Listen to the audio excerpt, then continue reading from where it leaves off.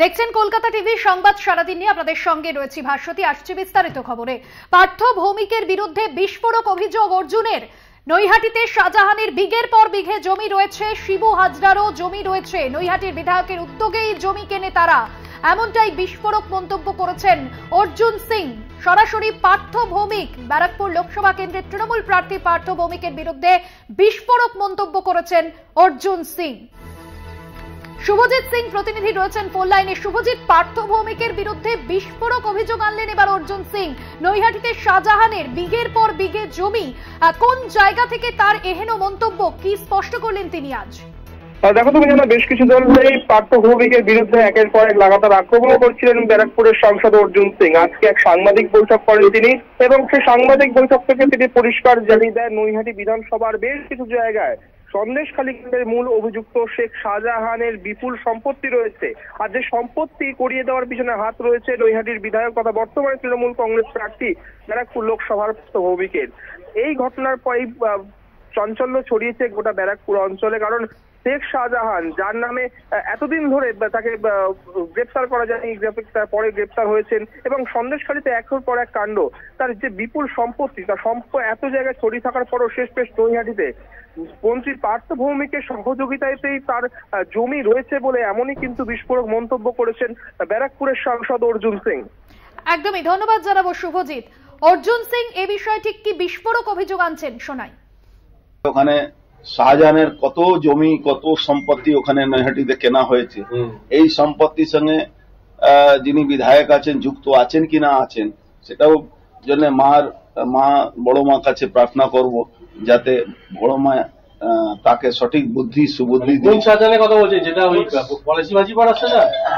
পলাশী মাঝিপাড়া শাহজাহান একটা আছে, কিন্তু আমি সন্দেশখালী শাহজাহানের কথা বলছি। সন্দেশখালী শাহজাহান আছে, আর যে ওর দুটো সাঙ্গপাঙ্গ ছিল কি ওদেরও জমি আছে, ওদেরও জমি নৈহাটিতে বিঘা পর বিঘা কেনা আছে, সবই ব্যাপার আছে। কে সাহায্য করলো ওদের কিনতে? আরে বিধায়ক ছাড়া তো ওখানে কেউ সাহায্য করতে পারে না, এখানকার তো রাজা, সবকিছু উনিই আছেন, তো উনার ছাড়া তো এটা সাহায্য।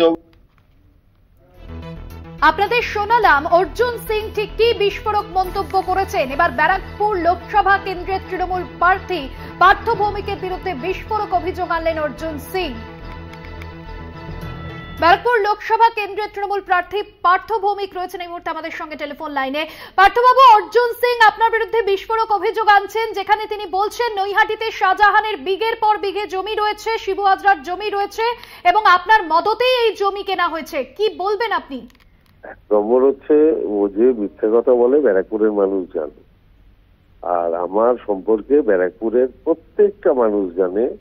আমার জীবনযাত্রা কি, আমি কিভাবে থাকি, প্রত্যেকে জানে। আমার জীবন একটা খোলা পাতা। এখনো ফ্রাস্ট্রেটেড হয়ে অন্য দলে যাচ্ছ, কিন্তু কিছু একটা রাজনৈতিক মিথ্যা কথা বলতে হবে, তার জন্য এসব বলছে। আর শাহজাহানের কোথায় জমি আছে না আছে এ তো বিএলআরও বলতে পারবে, ইনকাম ট্যাক্সের নিশ্চয়ই এরা বলতে পারবে। এদের কাছে তো আছে কোথায় কি, আমি বলতেও পারবো না, আমি জানিও না। ওর ও কোনো তৃণমূল কেউ করলেই তার কি আছে না আছে সেটা কি অন্য কারোর পক্ষে জানা সম্ভব? না, আমি থরি জানি, কেউই জানে না। অত স্বাভাবিকভাবে আর এইসব জমি বাড়ি ফাড়ি এসবের খবর অর্জুন সবচেয়ে ভালো রাখে, ব্যারাকপুরের মানুষ জানে। এসব বলে কোনো লাভ হবে না, এসব বলে কোনো লাভ হবে না। বোকার মতো এসব বলছে, লোকে জানে যে ও যত এগুলো বলবে লোকে ততকে মিথ্যাবাদী বলে পরিচয় দেবে। তাহলে আপনি এই যে অভিযোগ আনছেন অর্জুন সিং, সেই অভিযোগকে অস্বীকার করছেন? বোকার মতো কথা বলছি, অস্বীকার কি মানে, এ তো ধারে কাছে আমার কোনো সম্পর্ক নেই। বেশ, অনেক ধন্যবাদ জানাবো আপনাকে। ব্যারাকপুর লোকসভা কেন্দ্রের তৃণমূল প্রার্থী পার্থ ভৌমিক ছিলেন আমাদের সঙ্গে ফোন লাইনে। দলবদলের আগে বিস্ফোরক অভিযোগ আনলেন অর্জুন সিং, এবং আমরা দেখেছি যে তৃণমূল প্রার্থী হিসেবে যখন পার্থ ভৌমিকের নাম উঠে আসে ব্যারাকপুর লোকসভা কেন্দ্রের জন্য, তারপর দলের বিরুদ্ধে যেরকম তিনি একাধিক অভিমান জুড়ে দিয়েছিলেন, এবং অভিমানের সুর শোনা গিয়েছিল অর্জুন সিং এর গলায়, যেখানে তিনি বারবার উল্লেখ করেছেন দলে আমি অবাঞ্ছিত ছিলাম, 1.5 বছর সময় নষ্ট হয়েছে, দলে আমাকে আনওয়ান্টেড করে রাখা হয়েছিল। ঠিক এই জায়গা থেকে আজ তিনি সাংবাদিক বৈঠকে নৈহাটির বিধায়কের বিরুদ্ধে একাধিক অভিযোগ সামনে আনলেন।